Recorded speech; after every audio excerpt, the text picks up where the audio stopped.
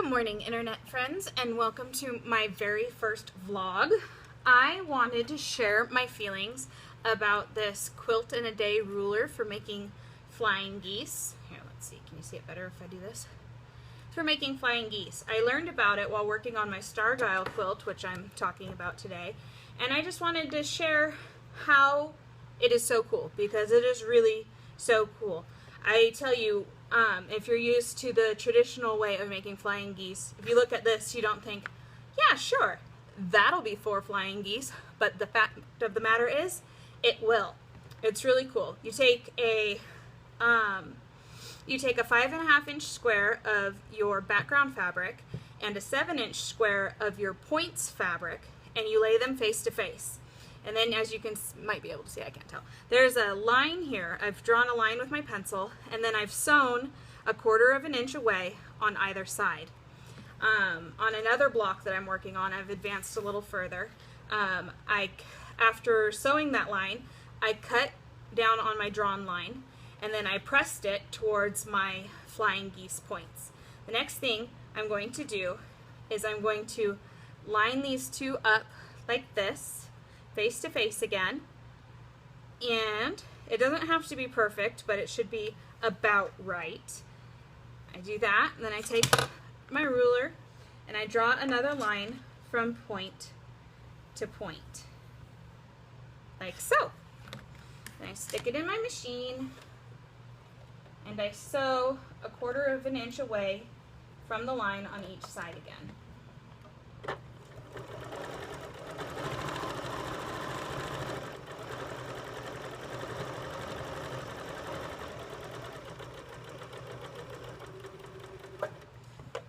One. Now the other side.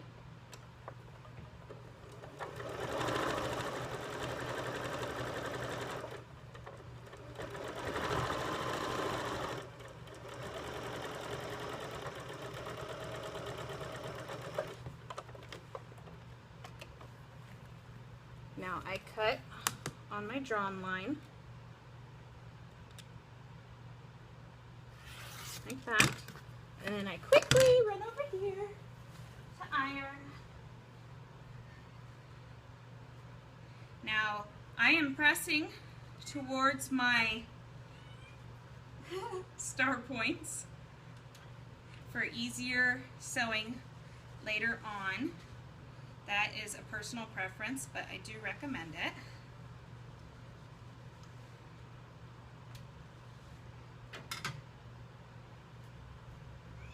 Now I've only pressed one in the interest of time.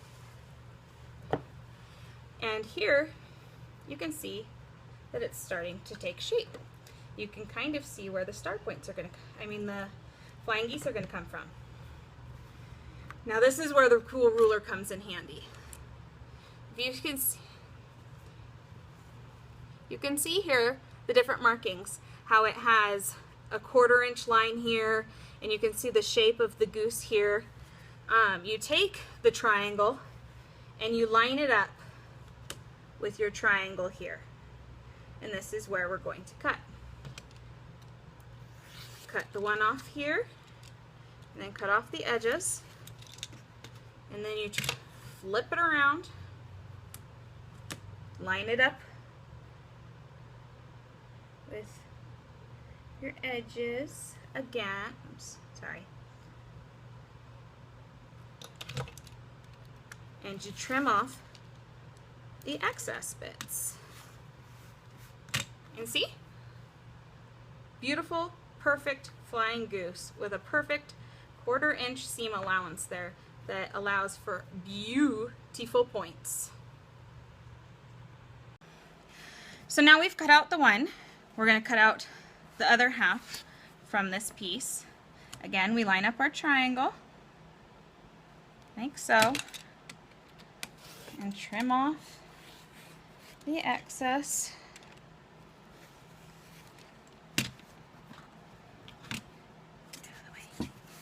Turn it around, line her up. Can you tell that there's a green line here?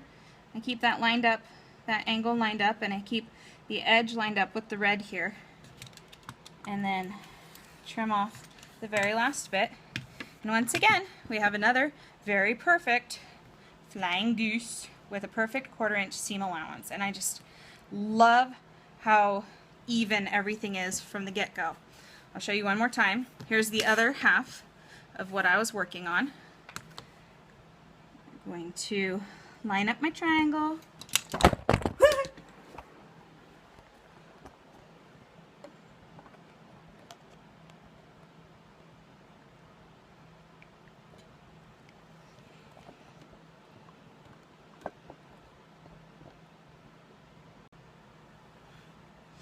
We cut out the other half.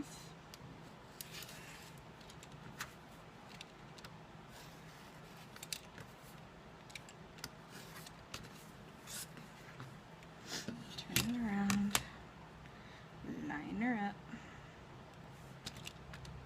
trim off the edges, and once again, a perfect flying goose. Now for the last one.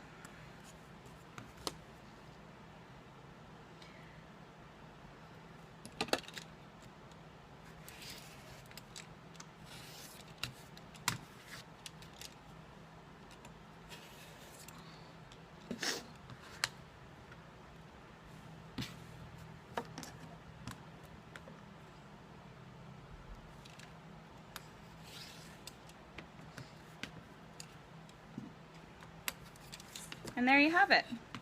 4 beautiful flying geese with extremely, see, look at that, extremely minimal waste, and just all perfectly cut out and happy and ready to go.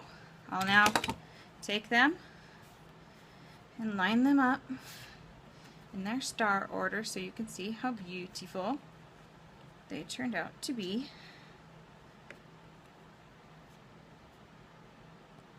And then I have my cornerstones.